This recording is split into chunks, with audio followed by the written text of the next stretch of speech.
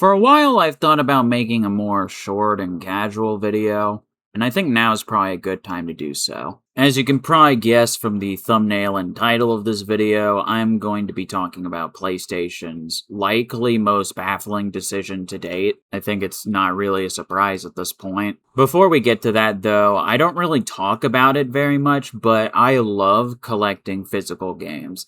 I don't have a massive library yet, mainly because I used to have to sell my games to get new ones when I was a kid, but despite all my PC games being digital, I love having all these fantastic pieces of art on my shelf to do whatever the heck I want with. And if I hate a game so much, well then I'll just sell it to someone else who will probably like it. The option is always good to have, but my point is, having a lovingly crafted piece of software on a disc or a cartridge I bought is a lot more satisfying to me than tossing money into the aether with the risk of my software one day being taken away if I don't log into my account for like 3 years. Sony. My largest game library is on Steam with over 300 games I have digitally, but I mostly buy physical games on Nintendo and PlayStation. Xbox has been dwindling on physical releases far more, so I have less incentive to buy games for that system, but PlayStation and Nintendo have been my go-to for solid physical games. So color me very blue, and not the good kind of blue, when I woke up on July 1st of 2026 to see that PlayStation had confirmed that in January of 2028, they will cease production of physical game discs. And, yeah, I think I'm done. PlayStation has already been fumbling alongside Xbox really hard this generation. Barely any exclusives have come out that I'm interested in, and they usually end up getting ported to PC a year or two later. After their policies on digital games changed so drastically, where you need to do this online check-in every month so they can verify that you have the license to your digital library, and they confirmed the 36-month account termination, I'm jumping off this train. I'm drawing a line in the sand. I'm not buying a PlayStation 6, and this isn't even mentioning then the same breath they confirmed the closure of the PS3 and Vita stores for good this time, which both contain a shit ton of digital exclusive games that aren't anywhere else. And then Sony goes on to talk about embracing AI for the future of game development. Sony has literally become what they were fighting against Xbox for in 2013. A lot of people said that this was inevitable. Many more will say that Nintendo is going to follow suit soon enough.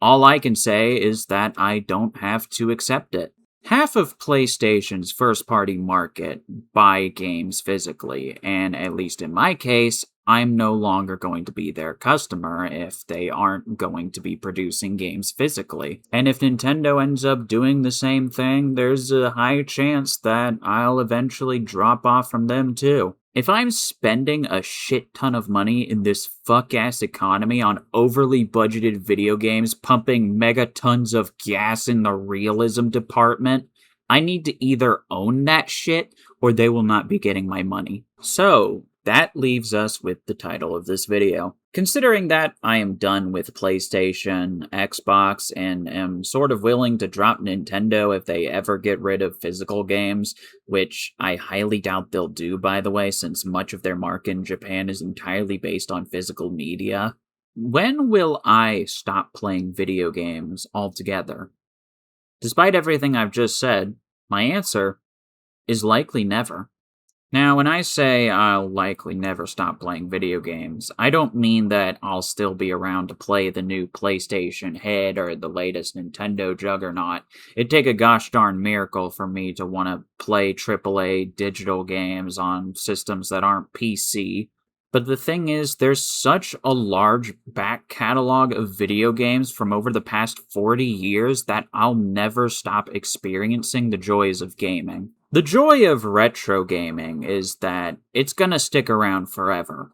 All these old games are here to stay, and if one day the discs or carts stop working for them, everyone has already preserved the 8th generation and backwards for millions to keep playing for decades, possibly centuries. If games are on PC, people have likely already found ways to preserve those games, but the current console manufacturers are simply untrustworthy of preserving the modern history of gaming, considering how often games get taken down, or how servers of online only games get shut down forever, leaving the game completely unplayable. I've bought more retro games this year than any other year in my life. I'm constantly engaging with games I have never experienced before and are often enjoying them more than a lot of brand new video games that come out. The other reason I'll likely never stop playing games is the rise of indies. I think that indie games are going to be the future for the kind of gaming a lot of old school adults like to experience. If Nintendo's never gonna make a brand new Star Fox ever again, at least we got something like Bat Galaxy or Wild Blue Skies to fill in that gap. I also don't mind tossing a few bucks for a game digitally to support an indie dev. I did that with Mina the Hollower. Indies are most likely not going to follow the disgusting trends that the AAA companies are giving into. They aren't going to use generative AI to make their lovingly crafted art. They aren't going to shoehorn microtransactions and digital deluxe releases into old gaming franchises.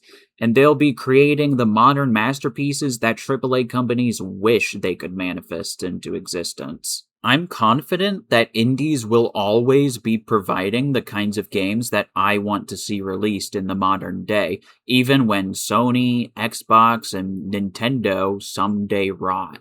This is sort of unrelated, but I was accused of sucking the toes of Nintendo a lot in my last big video, which, funnily enough, wasn't even a video about Nintendo. I just so happened to play the game I was talking about on the Switch too. And even though I'm about to praise them, I do have a shit ton of problems with them as a company, actually. I think game key cards have made third parties get away with making really lazy physical releases that I refuse to buy, and then them banning Switch 2 consoles for attempting to hack your own console or unknowingly buying a used game that was used to duplicate game copies on a MiG Switch is just bullshit. And let's just say I won't be getting into Fire Emblem anytime soon with that kind of price. However, Nintendo will be the platform I continue to play console gaming on and buy physical games for until they one day decide to make a decision as dumb as Sony's. Believe me, I do not love Nintendo as a company. They're anti-consumer in so many ways, but I am going to buy their stuff if they keep doing what I actually want out of video games and not submitting to killing physical media or using generative AI to make half-assed garbage. So, I'm always going to play video games, as it's been a hobby for my entire life. But what I will play will shift depending on what dumb decisions the industry decides to make. You can sure as hell bet that I won't be buying another new PlayStation product ever again unless if they somehow reverse this decision. But that's pretty unlikely since they've already taken steps to kill their disc production. So my message to you for this video is go try out an indie game or an old retro game from about 10 years ago that looks interesting to you. When the industry burns and dies, there's at least nearly half a century's worth of fantastic art to play, and the right people will come along to bring new experiences that made those classic games special. So respectfully, Sony, go screw yourself. I'm gonna go find something enjoyable to play.